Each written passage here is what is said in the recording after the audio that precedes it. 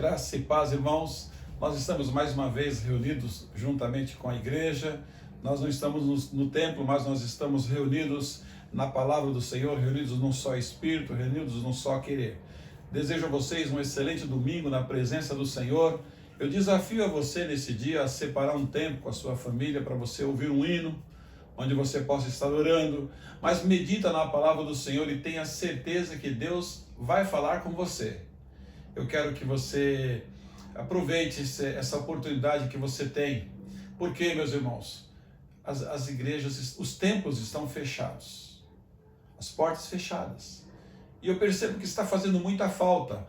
A mim, particularmente, faz muita falta estar reunido com os irmãos, estar no púlpito, estar sentado naquele banco, ou naqueles bancos, ouvindo um cântico, ouvindo os irmãos orando, ouvindo ali o clamor da igreja reunida. Isto faz falta.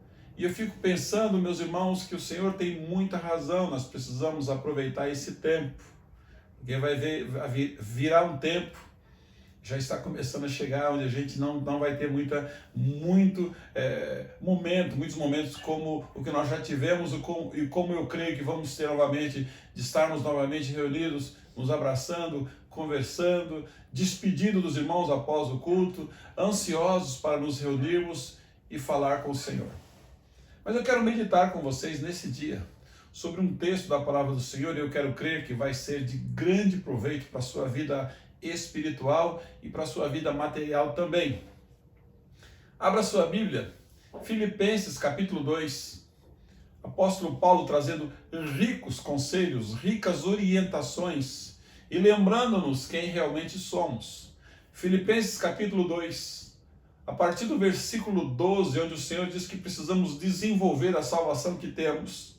Filipenses 2,12 diz assim: assim, pois, amados meus, como sempre obedecestes, não só na minha presença, porém muito mais agora na minha ausência, desenvolvei a vossa salvação com temor e tremor, porque Deus é quem efetua em vós tanto o querer como o realizar, segundo a sua boa vontade.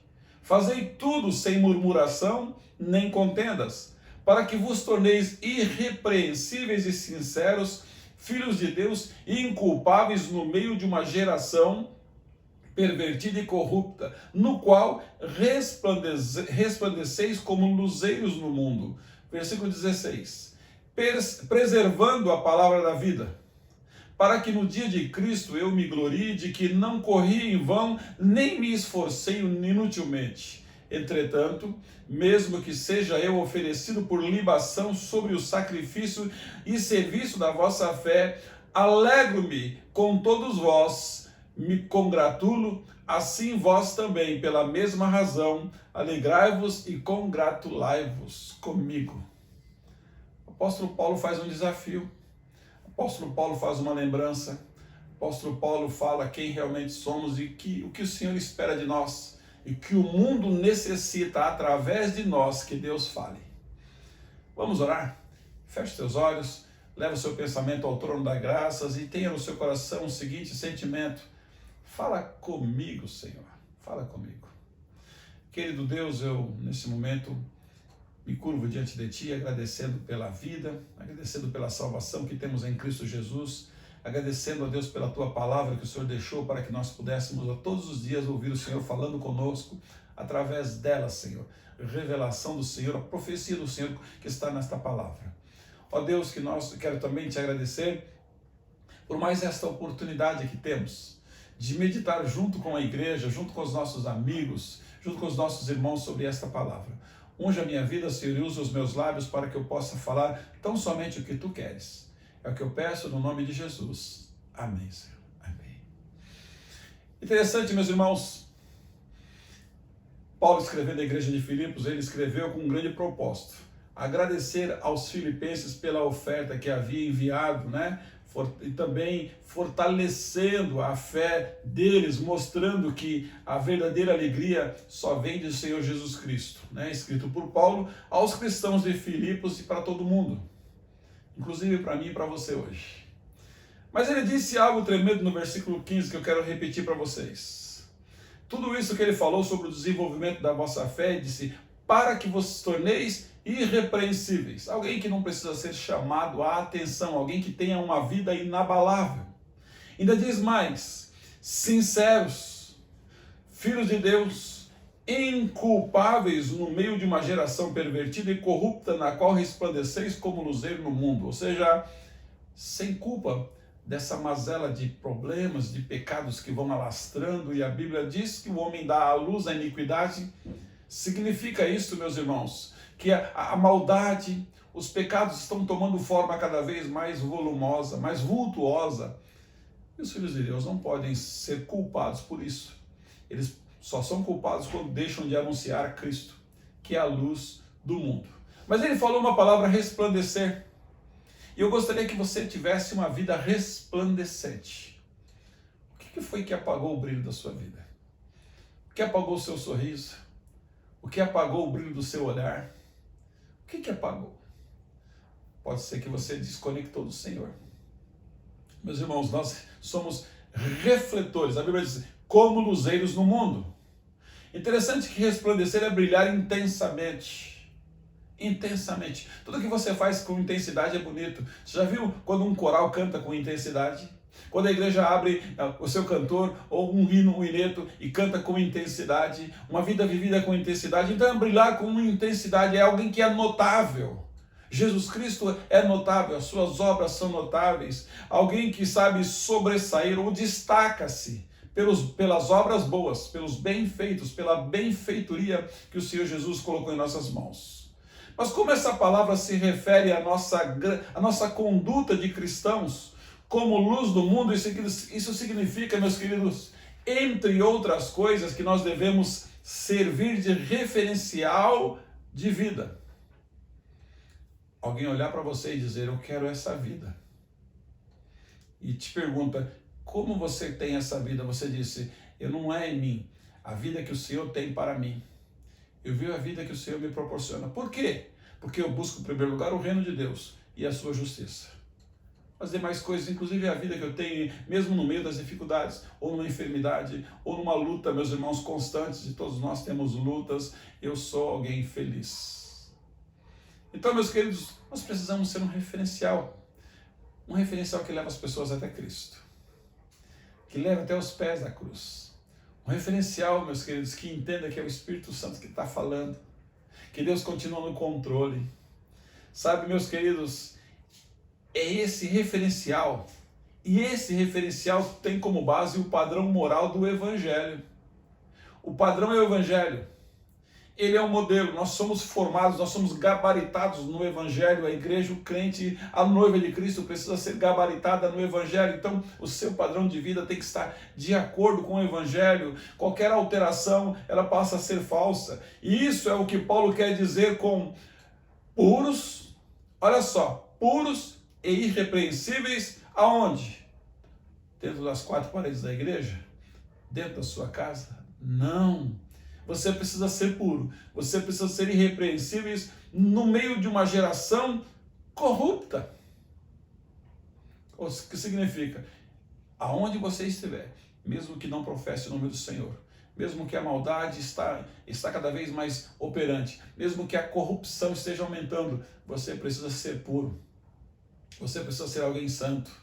Você precisa estar a todo momento dizendo, Senhor, encha-me mais do teu poder, do teu querer. Falta bons referenciais de vida no mundo. São poucos. Meus irmãos, eu acho muito bonito.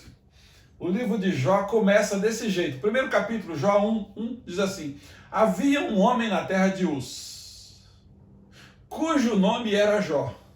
Aí já começa dizendo as características dele.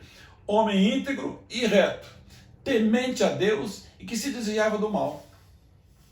Olha que interessante, que referencial bonito. Havia um homem na terra de Uz, cujo nome era Jó. Homem temente a Deus, na verdade, era um homem que temia a Deus, era um homem, meus irmãos, reto e que desviava do mal. O que significa desviar do mal, meus queridos? Sair fora, dizer não àqueles convites.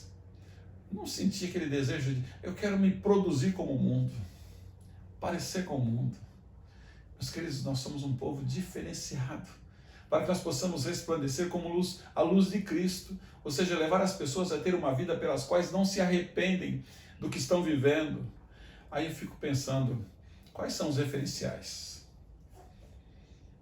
Eu aprendi essa semana que as crianças, elas aprendem muito mais vendo do que ouvindo. A gente, puxa, vai orar, filho. A gente não ora. Filho, vai ler a Bíblia. Ele não te vê orando. Filho, não fala essas coisas, mas ele te ouve falando. Filho, não beba essas coisas, mas ele te vê bebendo. Você está entendendo? Esses são os referenciais para que nós possamos resplandecer como alguém de Cristo. Então o cristão, pelo fato de se submeter a Cristo, ele deve suprir esta carência, tornando-se esse referencial. O cristão precisa ser esse referencial. Todos nós seguimos modelos. Todos nós. Sem modelos adequados, a vida perde orientação. É como se girasse em torno de círculos, ou seja, eu não sei para onde eu vou, eu não sei qual é o modelo, eu não sei qual, mas nós temos que encontrar em Cristo este modelo. É como uma roupa na vitrine. Você olha para ela, acha tão bonita que você se vê vestido nela. Você se vê com aquela roupa. É você ouvir alguém dizer, puxa, como ele representa bem, como ela representa bem a pessoa de Jesus Cristo. Literalmente, um cristão. Meus irmãos, Cristo é a luz que orienta a vida dos cristãos. E os cristãos, eles devem refletir a luz que orienta a vida dos que ainda não são cristãos. Você precisa orientar, você precisa representar bem, ok? É encontrado firmeza para as suas vidas e eles terão Jesus como um porto seguro. Eles precisam ver que você está seguro como Jesus, com Jesus. Você precisa não só cantar, sou feliz com Jesus, meu Senhor, mas você precisa demonstrar que você é feliz com Jesus. Meus irmãos, você é em Cristo, a luz que brilha em meio à escuridão. Jesus deseja que você ilumine todos que estão ao seu redor. Você tem que trazer vida, paz, harmonia, perseverança, fé. E você encontra isso nessa palavra gloriosa do Senhor. Versículo 14 até o versículo 16 diz que a nossa vida deve se caracterizar pela pureza moral, pela paciência, pela serenidade, para que nós possamos resplandecer como astros no mundo. Então são características que tem que ter em nós. Em um mundo pervertido e corrupto, ou seja, o sistema do mundo já está pervertido, o sistema do mundo ele é corrupto. Uma vida transformada representa um efetivo testemunho da palavra de Deus. Será que a sua vida está brilhando com esplendor ou está obscurecida por murmurações ou por contendas? E eu quero que você pense, como é que está a minha vida hoje? Ela está brilhando ou está obscurecida? Eu sou mais dado às coisas do Senhor ou eu tenho uma inclinação para contendas e para murmurações? Irmãos, amigo, brilhe para que o mundo possa ver Deus na sua vida. O mundo precisa ler a Bíblia em sua vida. O mundo precisa ver a transformação. Atos 4:12, Atos 4:20. Você não pode deixar de falar das coisas que tem visto e ouvido, mas você não pode deixar de viver. Sabe o que impede o crente de resplandecer? Versículo 14 ao versículo 16 diz que a murmuração e a contenda são muito prejudiciais para que o corpo de Cristo cresça. Quando eu estou murmurando e contendendo, eu não estou brilhando. Se tudo que as pessoas soubessem a respeito da igreja é que seus membros estão constantemente discutindo, reclamando, bisbilhotando, elas terão uma falsa noção a respeito de Cristo e das boas novas de salvação. Por isso que a crença em Cristo deve unir todos aqueles que confiam nele, aqueles que confiam no Senhor. Se uma igreja estiver em constante murmuração e contenda, significa que falta o poder unificador de Jesus Cristo, aquele que nos uniu. Pare de discutir com os outros cristãos. E de queixar-se das pessoas ou das condições de sua igreja para que o mundo conheça o verdadeiro Cristo. Meus queridos, nós não tínhamos, no passado não tínhamos conforto, não tínhamos microfone, não tínhamos luxo, não tínhamos, e as pessoas estavam pregando o Evangelho de Cristo. Hoje nós pregamos, nós discutimos por coisas que vão ficar. Versículo 13. Para sermos semelhantes a Cristo, devemos nos condicionar a procurar pensar como Ele. Pensar como Ele. Eu quero que você, está com a sua Bíblia aberta? No mesmo livro de Filipenses, capítulo 4, versículo 8, ele diz assim: o que eu preciso ter dentro da minha mente? Porque é o que eu tenho aqui, é o que eu sinto, é o que eu falo. Finalmente, irmãos, o que é verdadeiro, tudo que é verdadeiro, tudo que é respeitável, tudo que é justo, tudo que é puro, tudo que é amável, tudo que é de boa fama, se há alguma virtude e se algum louvor existe, seja isso que ocupe o seu pensamento, ok? Visto o 9, que aprendestes e recebestes e ouvistes e vistes em mim, isso praticai, e o Deus da paz será convosco. Então, para que eu possa brilhar, eu tenho que ter na minha mente, na minha cabeça, essas coisas.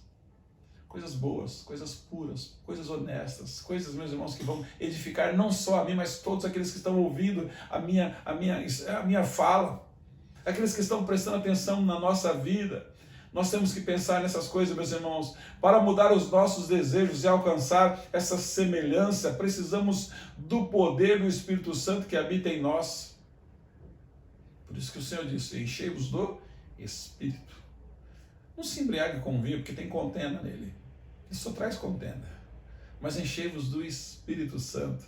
Precisamos também da influência de cristãos fiéis. Sabe, aqueles cristãos que vão influenciar. Eu tenho os meus referenciais, muitos deles já estão na glória, mas ainda deixaram em mim plantado grandes referências. E você precisa ser referencial para alguém. Então nós precisamos dessa influência, tanto dos cristãos fiéis, da obediência à palavra. Eu preciso ser influenciado pela palavra de Deus. Quando eu mergulho nos textos da Bíblia, ela me influencia, sabe, meus queridos? E no serviço que eu preciso ter, é sacrificial sim, mas eu preciso ter influência nele. A maioria das vezes é fazendo a vontade de Deus que nós desenvolvemos o desejo de continuar a fazer a sua vontade. Jesus Cristo, você vê versículo 4, 8 e 9 de Filipenses 2, ele estava ali a serviço. E ele ia desenvolvendo mais e mais. Faça a sua vontade, e você precisa fazer faça a vontade do Senhor. Ela precisa sobrepor sobre a sua. Se em duas situações, a vontade do Senhor e a sua, se ela não bater, se não for igual, deixa de Deus, porque ela é boa, perfeita e agradável. É melhor do que a sua. Então faça a vontade do Senhor. Confie que Ele mudará os seus desejos. Aquilo que eu gostava eu não gosto mais. Aquilo que eu fazia eu não faço mais. Aquilo que eu pensava eu não penso mais. Aí onde eu ia, eu não vou mais. Sabe por quê? Paulo disse, aquele que está em Cristo, nova criatura é. As coisas velhas se passaram, eis que tudo se fez novo. Ou seja, eu estou em Cristo. Agora é uma novidade de vida. Aquelas coisas que eu gostava, foi embora. O que fazer quando sentimos que não estamos obedecendo como nós devemos? Deus não nos deixou sozinhos. Você precisa entender isso. Deus não te deixou sozinho na luta que você vai enfrentar para fazer a sua vontade. Ele está te acompanhando. A todo momento Ele te chama. Para isso. Continue nesse sentido. Você já parou para pensar que todas as vezes que você ouve a palavra de Deus, ela sempre te leva para Ele? Ela sempre te leva para o meio onde está o povo de Deus? Você nem encontra a Bíblia dizendo, sai da igreja. Mas a Bíblia diz, afasta do meio dos ímpios. Você não encontra na Bíblia, olha, não tem amor pela tua igreja, pela casa do Senhor, pelos teus líderes. Mas Ele disse assim, olha, cuidado com aqueles que corrompem a tua alma. Sabe, meus queridos, o Senhor está te ajudando, Ele quer te ajudar a mudar a sua vontade. Ele deseja caminhar ao nosso lado e em cada um de nós para nos ajudar e em seguida Ele pôr em nós a sua vontade, o desejo de continuar aceitando aquilo que Ele vem nos ensinando, ou seja, a vontade dEle sobre a minha.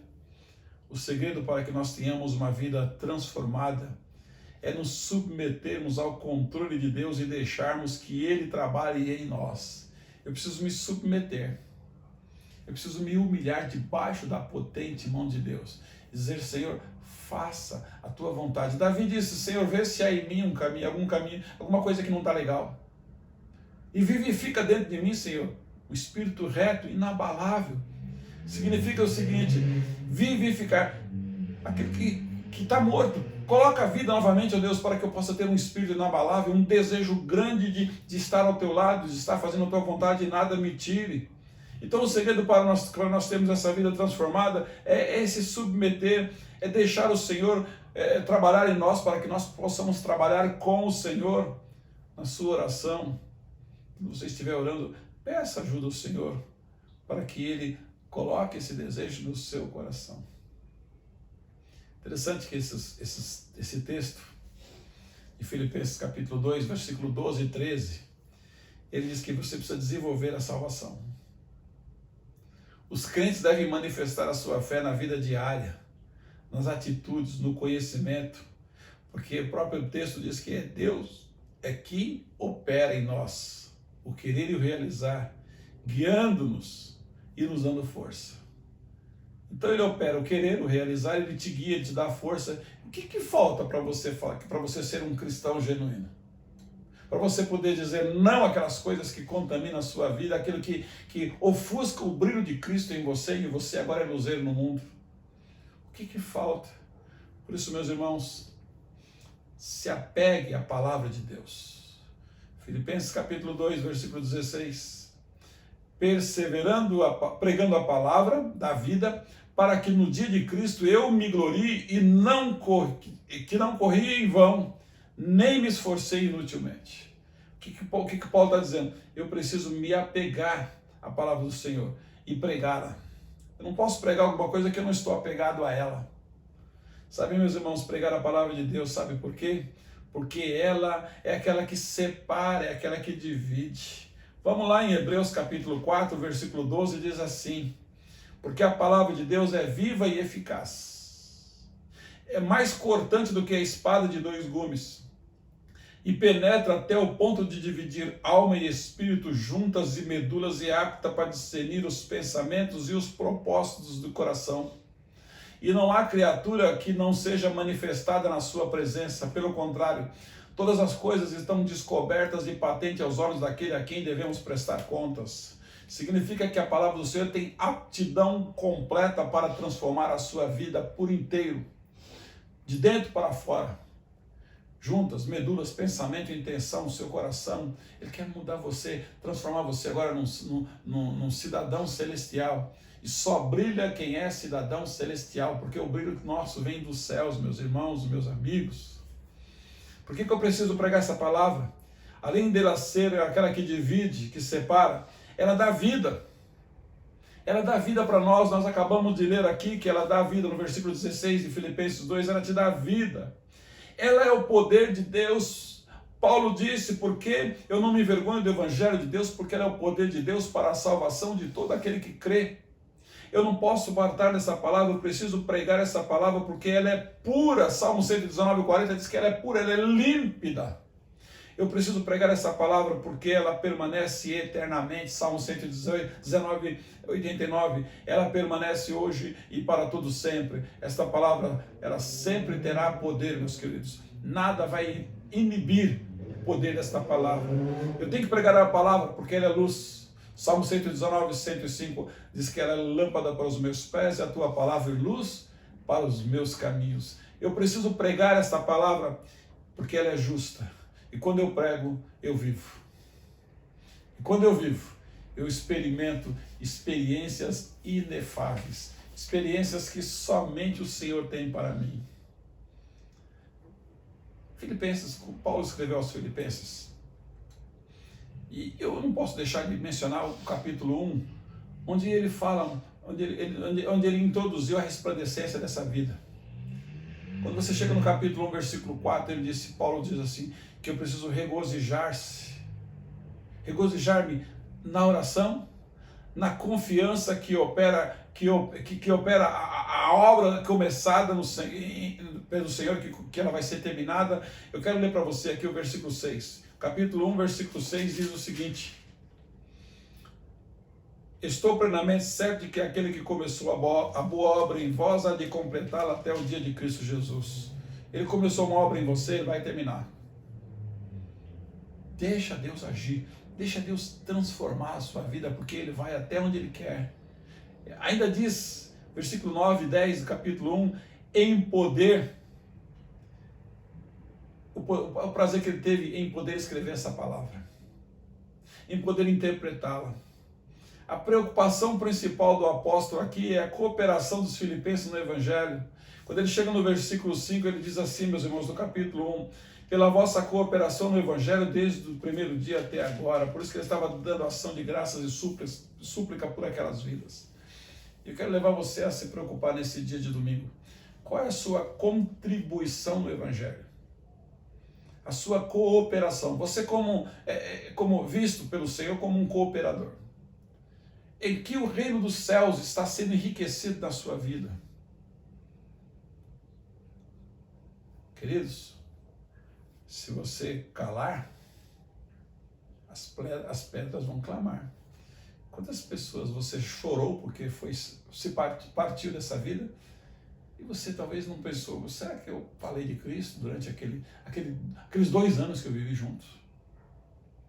Almocei, passei o tempo juntos, tive experiências, fui em festas, me diverti, dei risadas, mas eu não falei de Jesus, eu não fui um cooperador da palavra. Você tem essa preocupação? Meus irmãos, essa é a preocupação de Paulo para aqueles irmãos. Sabe, essa palavra ela tem que ser manifestada na remessa, em combater ali as dificuldades para que aquela costumeira contribuição material chegasse pela mão de Epafrodito. Ou seja, ele tinha ali uma contribuição na sua vida para que o Evangelho de Cristo crescesse. Você tem contribuído nas orações, acompanhando os irmãos, apoiando, auxiliando, ou talvez ofertando, ajudando, literalmente.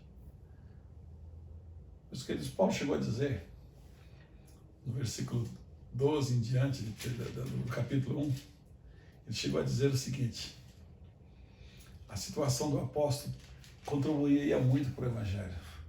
Ele diz o seguinte: dos prejuízos nascem proventos. Nasce proveito dos prejuízos.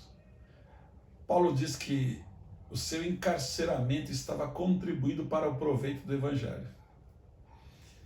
Paulo encarcerado, o Evangelho continuava. Porque ele continuava anunciando, ele continuava escrevendo, ele continuava sendo referencial. Onde Paulo entrava, meus irmãos, a luz continuava brilhando. Os filipenses podiam sentir-se abalados ao ouvir que o pregador dele estava em cadeias. E depois alguns poderiam pensar ou talvez dizer assim: ele está preso porque cometeu algum delito. Por isso que Paulo explica que em Roma era bem compreendido e que o seu encarceramento foi por causa da pregação do Evangelho de Cristo. Ele estava preso por causa do Evangelho de Cristo e não por nenhum crime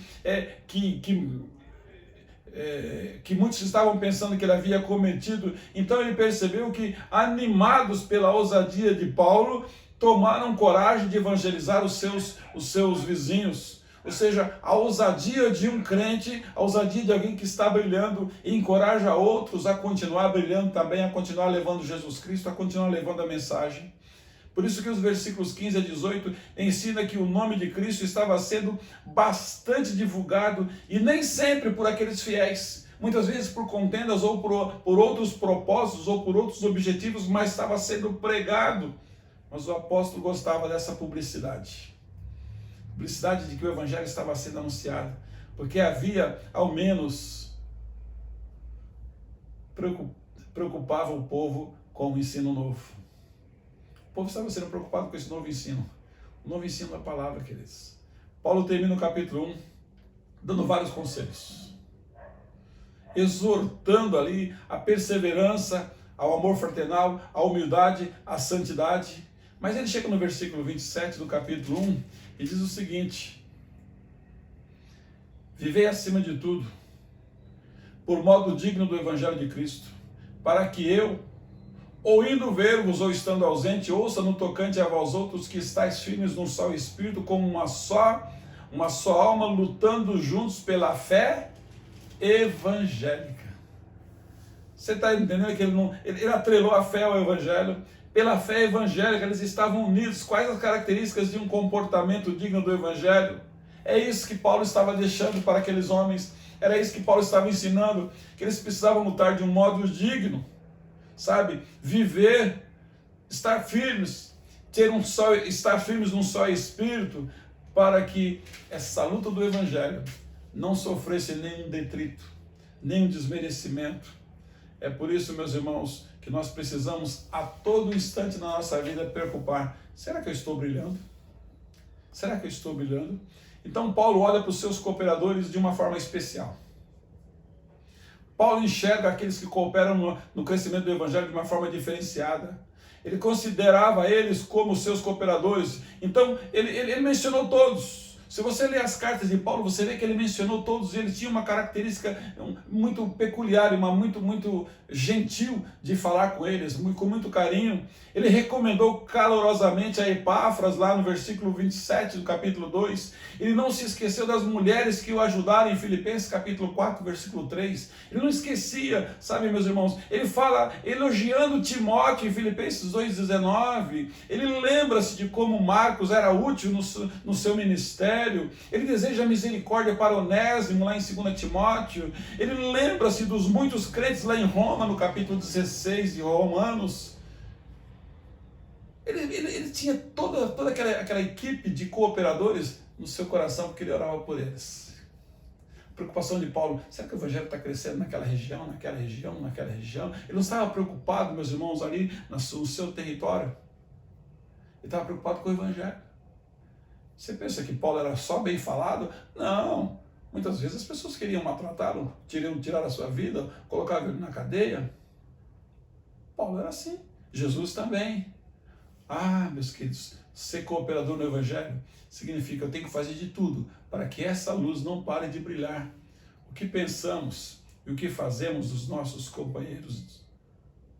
O que nós estamos fazendo? Olha a lição de ética que Lucas fala em Atos capítulo 23, versículo 5. Numa das perguntas, Paulo responde o seguinte: não sabia, irmãos, que ele é sumo sacerdote? Porque está escrito: não falarás mal de uma autoridade do seu povo. Ou seja, aquelas pessoas que estavam representando muito bem a liderança na frente do povo tinham que ser respeitadas. Eu lembro que Moisés subiu para pegar as tábuas da lei, para que Deus passasse para ele a lei, para que levasse o povo, e demorou um pouco. Quando ele desceu, o povo queria tirar a vida dele. Vocês entendem? Você que tem uma vida resplandecente, Deus espera algo muito importante de você. Duas coisas eu quero falar para concluir essa mensagem. Prega a palavra de salvação. Viva a palavra de salvação. Desenvolva a salvação que você tem. O nosso Senhor é grande, meus queridos, em honra e glória. Olha esse Senhor que você está anunciando.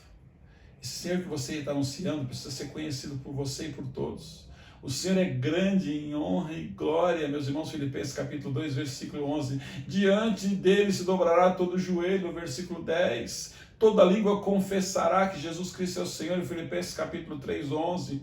Toda criatura o adorará, em Apocalipse 5,13. Sabe por que esse Senhor é grande, meus irmãos? Porque a Ele pertence todos os reinos do mundo, Apocalipse 11,15. É esse Senhor que você precisa anunciar. É aquele Senhor que domina sobre todas as coisas, em Hebreus capítulo 2, versículo 8. Sabe por quê? Jesus Cristo é o herdeiro de todas as coisas, em Hebreus 1,2.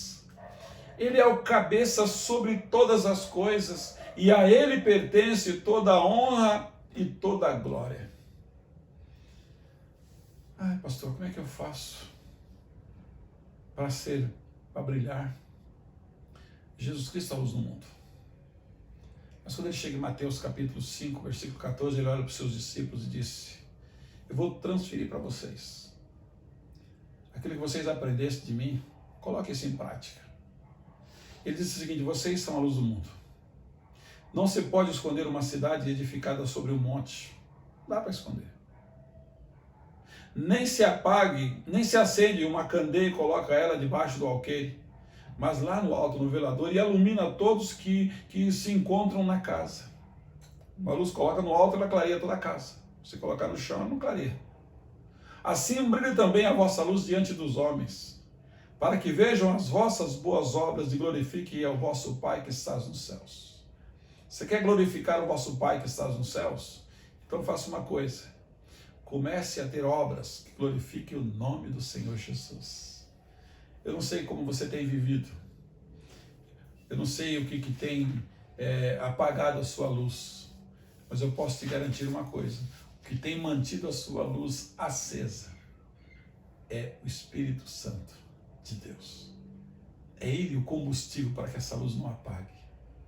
E tem uma coisa. Longe de Cristo não tem como ela ser clara. Não tem como ela iluminar. Não tem como ela direcionar. Não tem como ela apontar. E quanto mais a luz de Cristo brilha em nós, mais nós vemos que somos pecadores e que precisamos do Senhor. Mais sentimos que a sua graça está sendo operada sobre nós. E aí nós chegamos à conclusão: bem nenhum eu mereço, Senhor, mas o teu amor e a tua misericórdia é o que me alcança. Eu quero que você, nesse dia de domingo, reflita nesse texto. Estude Filipenses, capítulo, todos os capítulos. Filipenses tem 4 capítulos. Estude Filipenses e veja o que Deus tem a falar com você, através do que Paulo falou àquela igreja. E ele fala hoje também. Eu quero mais uma vez orar pela sua vida, para que Deus te abençoe, pedindo a Deus que te abençoe. Querido Deus, Pai Celeste, obrigado, Senhor, por esse dia. Obrigado pela oportunidade desta palavra. Obrigado, Deus, porque o teu amor nos alcança, Deus. O teu amor é tão grande que ele nos constrange. Obrigado, Deus, porque o Senhor é Deus sobre todas as coisas. Obrigado, Deus, porque todo joelho se dobrará diante de ti. E toda língua confessa que o Senhor Jesus é o Senhor. Tudo isso, ó Deus, para a glória do seu nome. Usa-nos, ó Deus. Ó Pai, novamente, traga, Pai, de volta o brilho daquelas vidas que já não tem mais o brilho de Jesus. Que o teu Espírito seja o combustível que os mova. É o que nós pedimos, ó Deus, nesse domingo, no nome de Jesus. Amém, Senhor Deus, amém.